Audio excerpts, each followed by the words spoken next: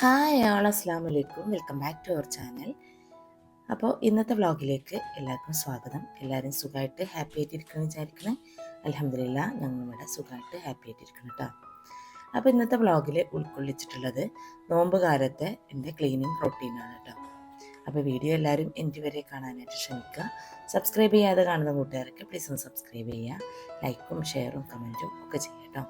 Bell icon click ചെയ്യുക, എന്നാലാണ് നമ്മളിടുന്ന വീഡിയോസിന് notification അപ്പോൾ ലഭിക്കുള്ളൂ കേട്ടോ.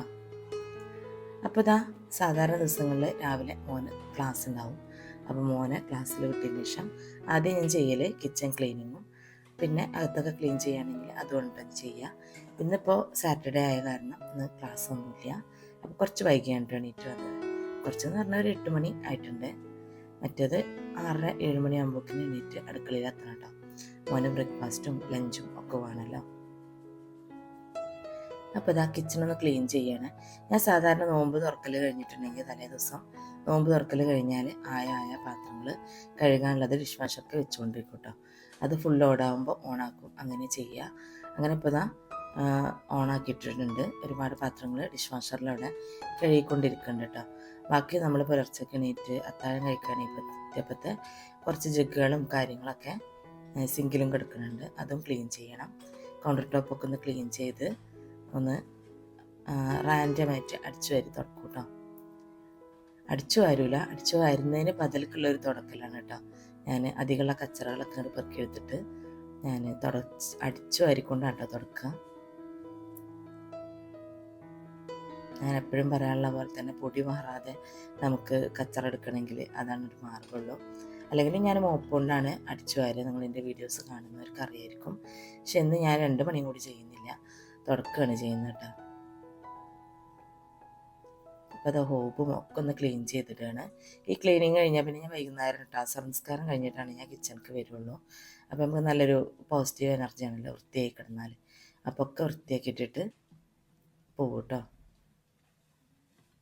നോമ്പ് തുറക്കാനുള്ളതൊക്കെ ഉണ്ടാക്കിയതിന് ശേഷം വെറുതെ ജസ്റ്റ് ഒന്ന് ക്ലീൻ ചെയ്തിടുന്നതാണ്.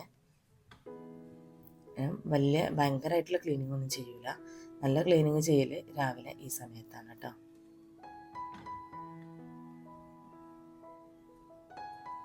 നോമ്പാകുമ്പോൾ നമുക്ക് അധികം സമയം കിച്ചണിൽ അങ്ങനെ സ്പെൻഡ് ചെയ്യാനായിട്ട് പറ്റില്ലല്ലോ. അത് കരുതി നമുക്ക് ക്ലീനിങ്ങും ഒന്നും ചെയ്യാതെ പറ്റില്ല. വീട് ക്ലീൻ ചെയ്യണ്ടേ. അപ്പോൾ നിങ്ങളൊക്കെ എങ്ങനെയാണ് ചെയ്യാറുള്ളത് എന്നൊക്കെ കമൻറ്റ് ബോക്സിൽ കൂടെ പറയാട്ടോ. പിന്നെ ഞാൻ ചെയ്യുന്നൊരു കാര്യമാണ്, തലേ ദിവസം യൂസ് ചെയ്തിട്ടുള്ള ബോട്ടിൽസ് ഉണ്ടല്ലോ, അതൊക്കെ അപ്പം തന്നെ തുടച്ച് വെക്കും കേട്ടോ. അതിലൊക്കെ നമ്മൾ പ്രത്യേകിച്ച് നോമ്പ് കാലത്ത് എണ്ണയും മെഴുക്കൊക്കെ കുറച്ച് കൂടുതലാണല്ലോ യൂസ് ചെയ്യുക. അപ്പോൾ ഒക്കെ കൈ തട്ടിയ കുപ്പികളൊക്കെ ഒന്ന് ജസ്റ്റ് ഒന്ന് റാൻഡമായിട്ട് തുടച്ചിട്ട് വെക്കും കേട്ടോ.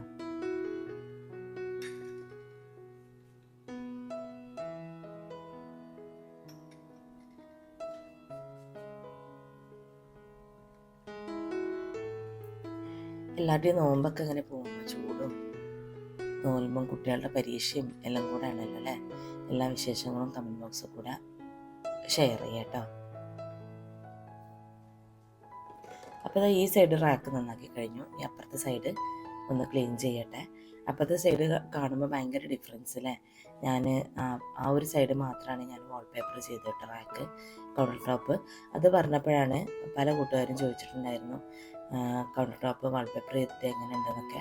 ഇപ്പോൾ 2 മാസം കവർ ചെയ്തു കേട്ടോ. പക്ഷെ അതൊരു കുഴപ്പമില്ല.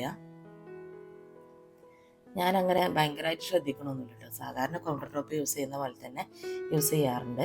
പിന്നെ ചൂടുള്ള ചട്ടിയൊന്നും ഇറക്കി വെക്കാറില്ല. അത് കരുതി ചായപാത്രം, വെള്ളമുള്ള പാത്രമൊക്കെ ഉണ്ടല്ലോ, വെള്ളം തിളപ്പിച്ചത് ചായയുടെ പാത്രം, അതൊക്കെ ഇറക്കി വെക്കാറുണ്ട് കേട്ടോ. അതുകൊണ്ടൊന്നും ഒരു കുഴപ്പമില്ല. അതല്ലാതെ നമ്മൾ ചിക്കൻ വറുത്ത ചട്ടിയോ അല്ലെങ്കിൽ മീൻ വറുത്ത ചട്ടിയൊക്കെ അങ്ങനെയൊന്നും ഇറക്കി വെക്കാറില്ല. പിന്നെ കത്തി കൊണ്ടൊക്കെ കരുതി കുട്ടിയൊക്കെ കട്ട് ചെയ്യേ ഒക്കെ ചെയ്തിട്ടുണ്ടെങ്കിൽ ഡാമേജ് ആവുമായിരിക്കും. ഇതിപ്പോൾ നമ്മൾ അങ്ങനെയൊന്നും ഇപ്പോൾ ചെയ്യൂലല്ലോ. ഇതുവരെ ഒരു ഡാമേജും ഇല്ല കേട്ടോ. 2 മാസം കവറായി.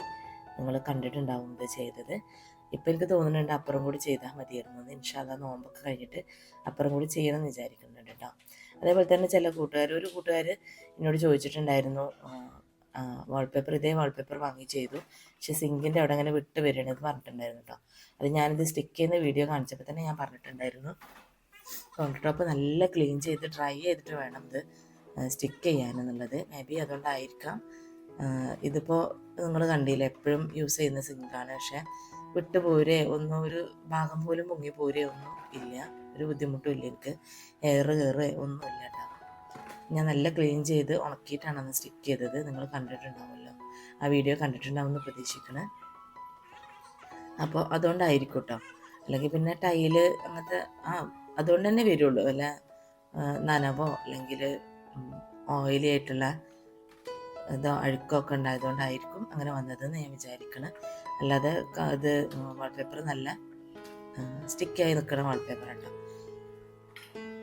അതേപോലെ തന്നെ പേഴ്സണലി ചാറ്റ് ചെയ്തിട്ടുണ്ടോ ഒരാൾ പറഞ്ഞിട്ടുണ്ടായിരുന്നു, എന്താ വാൾപേപ്പർ ചെയ്തിരുന്നു കുറേ മുന്നേ, അത് പറിച്ചെടുത്തപ്പോൾ ആകെ വൃത്തികേടായി, പിന്നെ വൃത്തിയാക്കിയെടുക്കാൻ കുറേ പാട് വിട്ടു എന്നൊക്കെ പറഞ്ഞിട്ടോ. അങ്ങനെ സംഭവിക്കാൻ സാധ്യത, എനിക്കങ്ങനെ സംഭവിച്ചിട്ടില്ല കേട്ടോ. നിങ്ങൾക്ക് എൻ്റെ വീഡിയോസ് കാണുന്നവർക്കറിയാം, ഞാൻ എപ്പോഴും വാൾപേപ്പർ മേക്ക് ഓവർ ചെയ്യുന്ന ആളാണ്. ഇപ്പോൾ അങ്ങനെ പറിച്ചിട്ട് പശ അവിടെ നിന്ന് അങ്ങനെ വൃത്തികേടായി പോരുന്ന ആണെങ്കിൽ ഞാനൊരു മാർഗം പറഞ്ഞുതരാം. നമ്മുടെ ഹെയർ ഡ്രയർ ഉണ്ടല്ലോ, നമ്മൾ മുടി ഉണക്കാൻ വേണ്ടി യൂസ് ചെയ്യുന്നത്, ഹീറ്റ് ചെയ്യാൻ യൂസ് ചെയ്യുന്നത്, അതുപയോഗിച്ചിട്ട് ഒന്ന് ഹെയർ അടിച്ച് ഹീറ്റാക്കുക, എന്നിട്ട് പറിച്ചെടുത്താൽ നല്ല കൂളായിട്ട് പോരും കേട്ടോ, നല്ല വൃത്തിയായിട്ട് പോരും. അതൊന്നും ആരും പേടിക്കണ്ട. ഒട്ടിച്ചിട്ട് ഇനി പറിക്കുമ്പോൾ കിച്ചണിലോ അല്ലെങ്കിൽ ടൈലിലൊക്കെ വൃത്തിയേടാവുമെന്നൊന്നും പേടിക്കണ്ട, അങ്ങനെ ചെയ്താൽ മതി കേട്ടോ. അപ്പോൾ അതാ ബാക്കി സിങ്കിലുണ്ടായിരുന്ന പാത്രങ്ങളൊക്കെ കഴുകി വൃത്തിയാക്കിയിട്ടുണ്ട് കേട്ടോ. ഇനിയിപ്പോൾ സിങ്കും കൂടി ഒന്ന് കഴുകിയിടണം. ഇതിനിപ്പോൾ ഉണങ്ങിയിട്ട് വേണം അതതിൻ്റെ സ്ഥാനത്തേക്ക് വെക്കാൻ. ഡിഷ് വാഷറിലാകുമ്പോൾ പിന്നെ അത് കഴുകി ഉണക്കിയിട്ടാട്ടോ അങ്ങോട്ട് തരിക. അപ്പോൾ നമുക്ക് നേരിട്ട് തന്നെ അങ്ങോട്ട് എടുത്ത് വെച്ചാൽ മതി. ഇതിപ്പോൾ രാത്രി ഞാൻ നോമ്പ് തുറന്ന പാത്രങ്ങളൊക്കെ കഴുകി വെക്കുമ്പോൾ ഉണങ്ങാനായിട്ട് വെക്കണം. വെക്കുമ്പോൾ രാത്രി നമ്മൾ പോയി കിടക്കുമ്പോൾ പല്ലിയോ എന്തെങ്കിലുമൊക്കെ അത് നമുക്കൂടെയൊക്കെ പോയിട്ടുണ്ടാവും എന്നൊക്കെ ടെൻഷനാട്ടോ എടുത്ത് ഉപയോഗിക്കാൻ. ഡിഷ് വാഷറിലാകുമ്പോൾ പിന്നെ അത് ഉണങ്ങി റെഡി ആയിട്ട് അവിടെ ഇരുന്നോളും.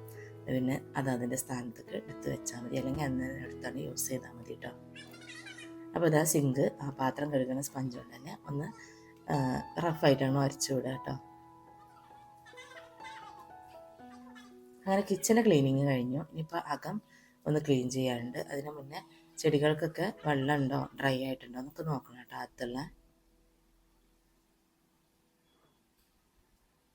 അകത്തുള്ള പ്ലാന്റ്സ് ഒന്നും എന്നും നനക്കാറില്ല കേട്ടോ. പക്ഷെ ഇപ്പോൾ നല്ല ചൂട് കൂടി വരികയാണല്ലോ, അപ്പോൾ ഇടയ്ക്കിടയ്ക്കൊന്ന് നോക്കേണ്ടി വരും 4 ദിവസമൊക്കെ കൂടുമ്പോൾ. ചില ചെടികളിൽ വെള്ളം ഉണ്ടാവും, ചിലത് നനയ്ക്കേണ്ടി വരില്ല കേട്ടോ. നമ്മൾ മണി പ്ലാന്റ് ഒക്കെ അകത്തിരിക്കുന്നതെന്ന് എഴുതിയിട്ട് അങ്ങനെ ഒരുപാട് നനച്ചു കൊടുക്കാനായിട്ട് പാടില്ല. വെള്ളം ആവശ്യമുണ്ടെങ്കിൽ മാത്രമേ നനച്ചു കൊടുക്കാൻ പാടുള്ളൂ കേട്ടോ. മണി പ്ലാന്റിന് പ്രത്യേകിച്ച് നമ്മൾ തൊട്ട് നോക്കിയിട്ട് വെള്ളം ഇല്ലെങ്കിൽ നനച്ചു കൊടുത്താൽ മതി. പിന്നെ കുറച്ച് ദിവസം അങ്ങനെ നിന്നോളൂ കേട്ടോ. അപ്പോൾ ഇതൊക്കെ നനക്കാനായിട്ടുണ്ട്. അപ്പോൾ അതൊക്കെ ഒന്ന് നനച്ചു കൊടുക്കട്ടെ. മോന് ഇന്ന് ലീവായ കാരണം അവൻ കൂടെ തന്നെ ഉണ്ടാവും കേട്ടോ. അങ്ങോട്ടൊക്കെ നടന്നിട്ടും ഓരോന്ന് ചെയ്തിട്ടൊക്കെ കൂടെ തന്നെ ഉണ്ടാവും. ഇവിടെ ഹാങ് ചെയ്തിട്ടുള്ള ഈ ഒരു ഫേണിൻ്റെ പൂട്ട് ഇങ്ങനെ ചെരിഞ്ഞിട്ടാട്ടോ ഇരിക്കുക. അപ്പോൾ അതങ്ങനെ വെച്ച് വെള്ളം ഒഴിച്ചാൽ അതിൽ വെള്ളം താഴോട്ട് ഇറങ്ങില്ല, മണ്ണ് താഴെ പോവുകയും ചെയ്യും. അപ്പോൾ ഒന്ന് ഇറക്കി വെച്ചിട്ടാട്ടോ നനക്കുക. പിന്നെ ഒന്ന് മണ്ണൊക്കെ വെള്ളം കുടിച്ചതിന് ശേഷം എടുത്ത് തിരിച്ചങ്ങനെ തന്നെ കൊളുത്തിടും. ഇവിടെ ഒരു വിൻഡോ എപ്പോഴും തുറന്നു വെക്കൂട്ടോ. അതിൽ കൂടിയാണ് നമ്മളെ ഞാറ്റുവേലക്കിളിയൊക്കെ വരിക. അത് മേലെ വെച്ചിട്ടുള്ള മണി പ്ലാന്റിന് അത്യാവശ്യം ഈർപ്പുണ്ട് കേട്ടോ. 2 ദിവസം കഴിഞ്ഞിട്ട് നനച്ചാൽ മതി. അത് സെൽഫ് വാട്ടറിങ് പോട്ടാണ് കേട്ടോ. അടിയിൽ തന്നെ ഒരു പ്ലേറ്റുള്ള പോട്ടാണ്. അപ്പോൾ പെട്ടെന്നൊന്നും ഡ്രൈ ആവില്ല. അപ്പോൾ ഇതാ വള്ളികൾ ഇങ്ങനെ ഹാങ് ചെയ്ത് താഴോട്ട് അധികം പോകുമ്പോൾ തലമൊക്കെ തട്ടാനാവുമ്പോൾ ഞാനൊന്ന് കയറ്റി വെച്ച് കൊടുക്കും കേട്ടോ. കട്ട് ചെയ്യാറില്ല, അങ്ങനെ അവിടെ കയറ്റിയിട്ട് ആ പൂട്ട് തന്നെ ചുരുട്ടി വെച്ച് കൊടുക്കുക ചെയ്യട്ടോ. അപ്പോൾ അതിന് പുതിയ നോഡുകളൊക്കെ വരും. അപ്പോൾ അതും താഴോട്ട് ഹാങ് ചെയ്തിടാലോ. ഇനിയിപ്പോൾ റാൻഡായിട്ടൊന്ന് തുടക്കും. ഞാൻ വലിയ കച്ചറകളൊക്കെ പെറുക്കി, ടോയ്സൊക്കെ തിന്നുന്ന മോനുള്ള കാരണം അവനും പെറുക്കി കേട്ടോ. എന്നിട്ടിപ്പോൾ അടിച്ചു വരുന്നതിനെ പതിൽക്കുള്ളൊരു തുടക്കലാണ് കേട്ടോ. ഒരു 2-3 തുടക്കുമ്പോൾ 2-3 റൗണ്ട് അങ്ങോട്ട് തുടക്കുമ്പോൾ കച്ചറകളും പൊടിയും പുട്ടൊക്കെ ഉണ്ടെങ്കിൽ അതും കൂടെ പോകുമ്പോഴും പൊടി കൊണ്ട് പോരും, നല്ല വൃത്തിയാവും കേട്ടോ. ഇതിപ്പോൾ ഈ ഗ്രാനൈറ്റ് അഴുക്കായത് തുടച്ചിട്ടില്ലെങ്കിലും അങ്ങനെ തുടച്ചിട്ടില്ല എന്ന് അറിയൊന്നുമില്ല. പക്ഷെ എനിക്ക് കണ്ടാൽ പെട്ടെന്ന് മനസ്സിലാവും കേട്ടോ. തുടക്കണം എന്നതിന് അഴുക്കുണ്ടെങ്കിൽ പെട്ടെന്ന് മനസ്സിലാവും. തുടച്ചാൽ പെട്ടെന്ന് ഭയങ്കര ഗ്ലോ വരും ചെയ്യും കേട്ടോ. പക്ഷെ ആരെങ്കിലുമൊക്കെ വന്നിട്ടുണ്ടെങ്കിൽ തുടച്ചിട്ടില്ല എന്നൊന്നും മനസ്സിലാവുമൊന്നുമില്ല.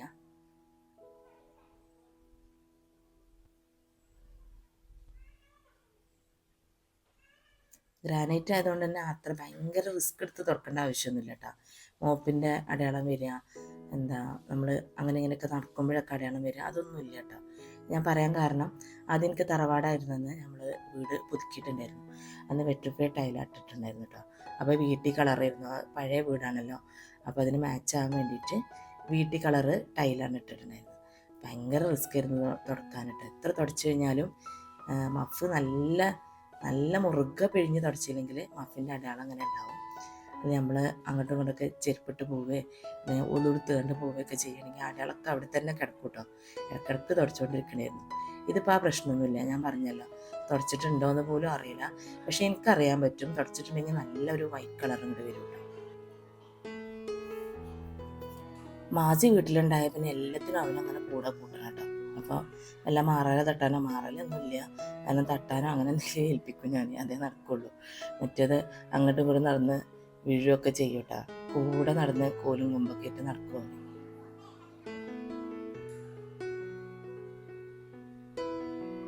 അപ്പോൾ അതങ്ങനെ തുറക്കുമ്പോൾ ചെറിയ കച്ചറകളൊക്കെ ഉണ്ടാവും കേട്ടോ. അവിടെ നിന്നൊക്കെ അടിച്ചു വാരിയിട്ടില്ലല്ലോ, അതുകൊണ്ട്. അപ്പോൾ ഒന്നാമത് സാധാരണ ജോലി കൊണ്ട് അങ്ങ് തോണ്ടി പോകാമെന്ന് വിചാരിച്ചാൽ പൊടി മാറും, അതെനിക്ക് പറ്റൂല. മോപ്പെടുത്ത് അടിച്ചു വാരണം. മോപ്പെടുത്ത് അടിച്ചു വരുമ്പോഴും കുറേ സമയം അങ്ങനെ വേസ്റ്റ്, നോമ്പല്ലേ.